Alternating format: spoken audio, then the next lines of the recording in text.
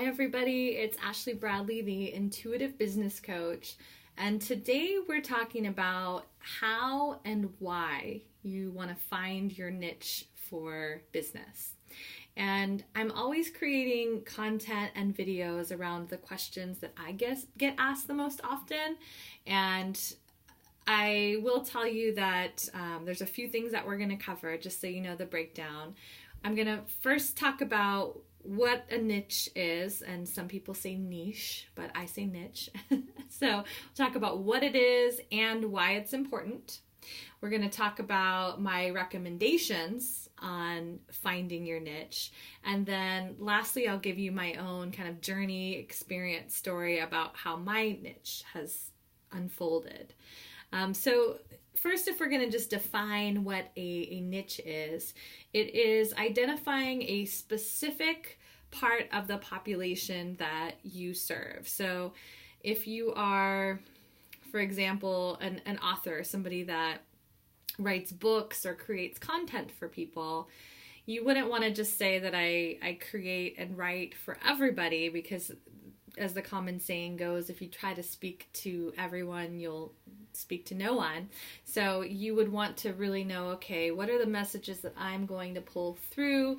Who are the specific people that I want to reach? And what impact do I want to have on them? So that when I'm writing everything or creating all of my content, who am I going to be delivering that to? And it would also be true whether you're a coach, a healer. I think that oftentimes people start out very, very broad. So we're going to start to go into why this is important. And people go broad with wanting to serve everyone and saying that, oh, well, this could be for anybody that wants healing or readings or insight or coaching. But again, like if you're trying to speak to everybody, your content and your marketing tends to not really connect with people as much as it could if you were speaking to a very, very specific group of people. And typically it comes from the mindset of thinking that if it's for everyone, that you then have all of these different types of people that are out there that can then pay for your services or buy your products. But it doesn't tend to work out that way.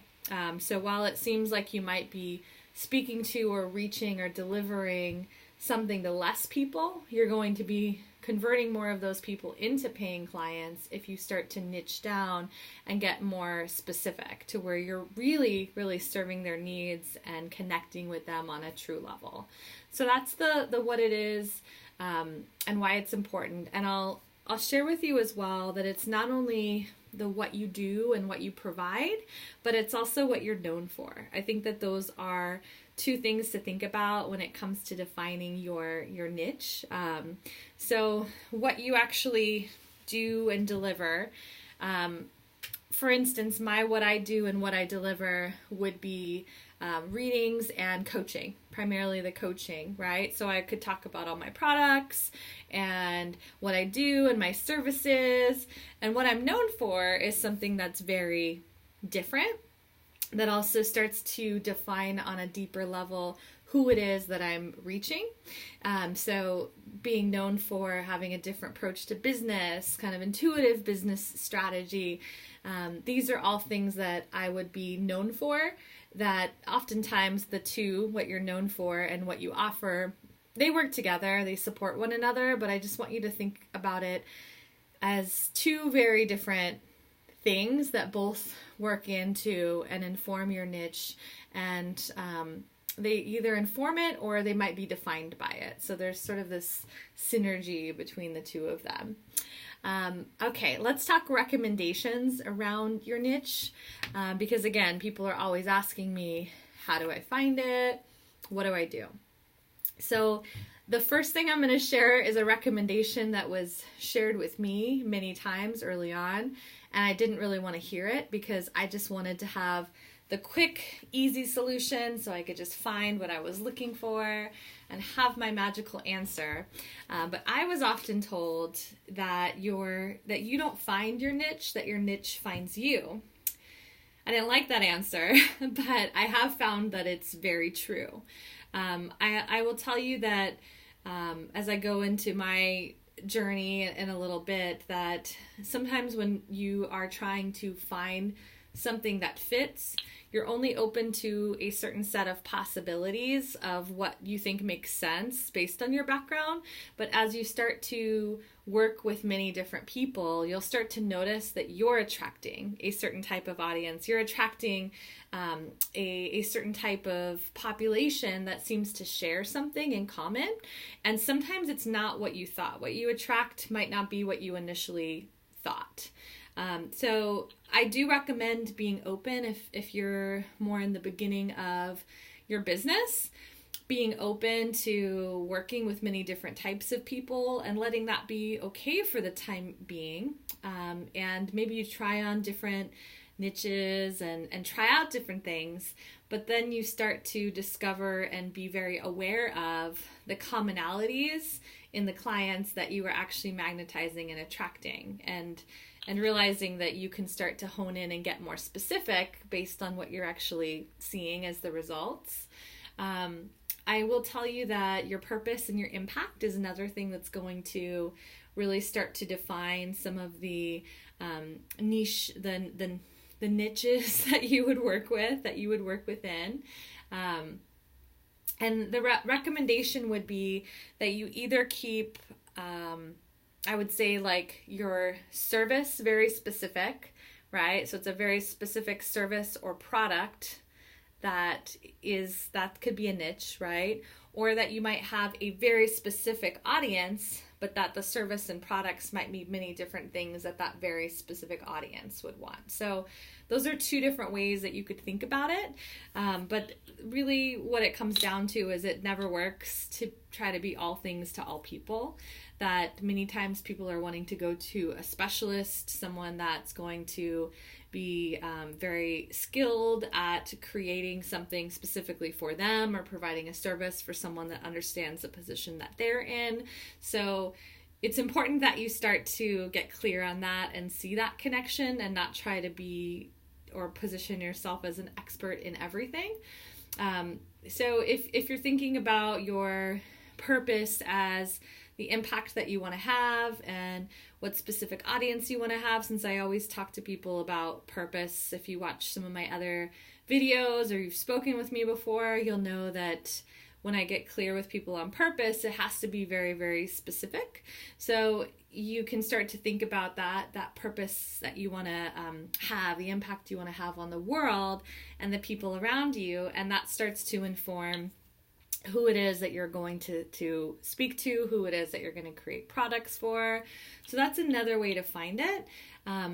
In the beginning, be willing to try things on and to be wrong, because I think we get so caught up in, well, what will other people think if I start with this specialty over here and then I change my mind?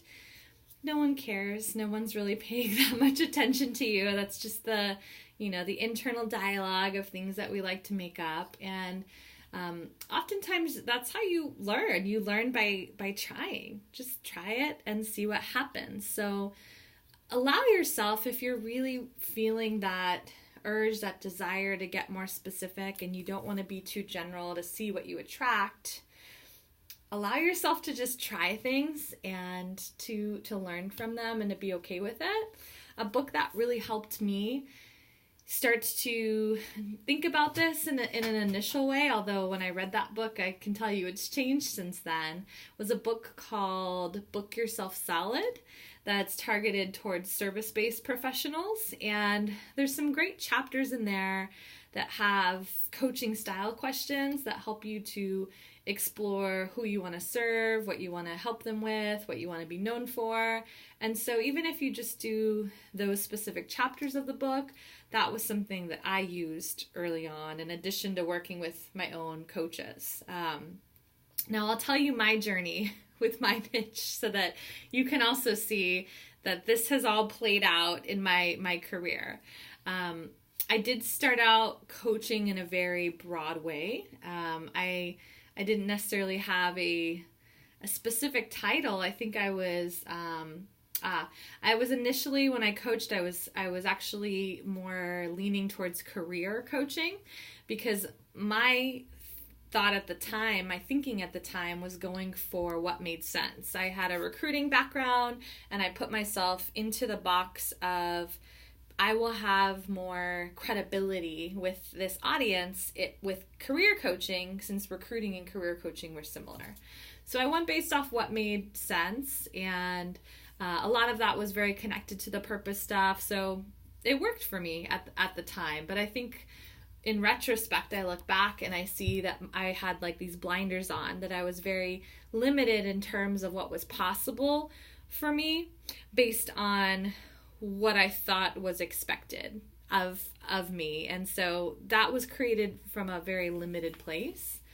I will say that I thought about many different types of niches. I can't say that I went very far down the rabbit hole, more than maybe doing like a post of, oh, I really want to work with people like this. But I don't recall ever changing my site every time I had an idea for a different niche. I explored, like, after having my son, like coaching moms that were getting into, motherhood or preparing to step into motherhood, because I was utilizing coaching in that way and found it so incredibly helpful in my life. So that was like another very, very different offshoot of taking my own journey and life experiences and being inspired by that, and saying, okay, how can I help other people on this journey based on what I'm uniquely qualified for, based on just how my life experiences were unfolding.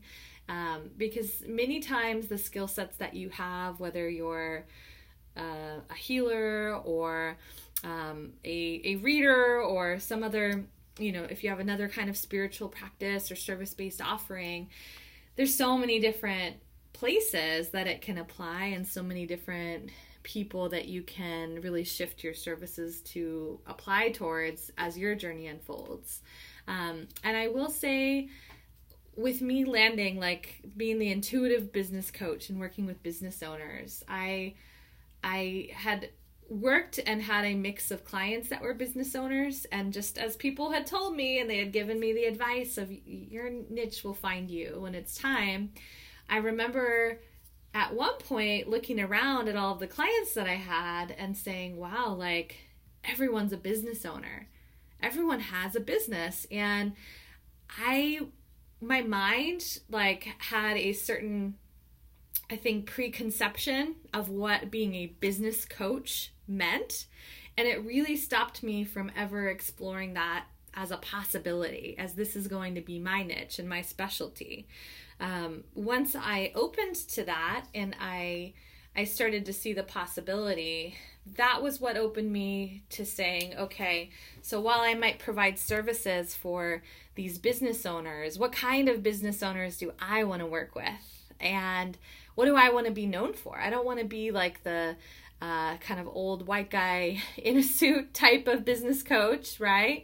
But what do I want to bring to business ownership? And that's when I started to just really take all of these parts of me, these gifts that I had, these skill sets that I've acquired, and really creating my own unique way and thing that I want to bring to the world. And from there, just it all started to happen and unfold. And I will say that me niching down even further had a very positive impact on my business. It didn't have a negative impact in terms of like, oh, there's less clients now. If anything, it's like there's more clients and people that want to work with me because I'm speaking to a very specific group, bringing all of myself to the table. So I hope that helps. Just to recap, we talked about what it is and why it's important. We talked about my recommendations for you of finding it. And then I just gave you a little recap of my story and how it's unfolded with me finding a niche. And I hope you enjoy it. And I will see you guys all very soon on my other videos. Feel free to comment if you have questions or to give me an idea or a recommendation on a video that you want to see. And we'll talk soon. Bye, everybody.